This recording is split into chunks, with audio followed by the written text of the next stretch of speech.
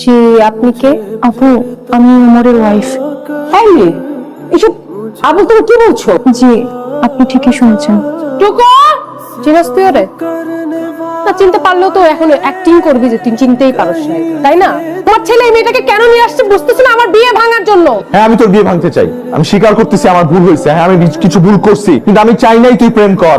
আমি ভাই হিসেবে শুধুমাত্র একটা জিনিসই চাইছি, তোর একটা ভালো ফ্যামিলিতে বিয়ে হোক। আমি চাই নাই কখনোই টাউটবাট পয়সা তোর বিয়ে হোক। তুই আর আমি জমজ ভাই বোন, তুই কেমনি করতে পারলি এটা আমার সাথে?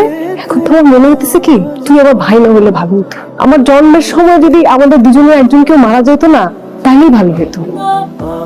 কি আপনি এখনো দাঁড়া দাঁড়া নাটক করতেছেন কিসের জন্য? আমি নাটক করতেছি না আপু, আপনার ভাই মিথ্যা বলতেছে না আপু। তোমার কাছে কি কোনো প্রমাণ আছে? হ্যাঁ আছে তো, এই যে দেখ আমাদের বিয়ের ছবিটা। সরি সরি, মাফ করে দাও।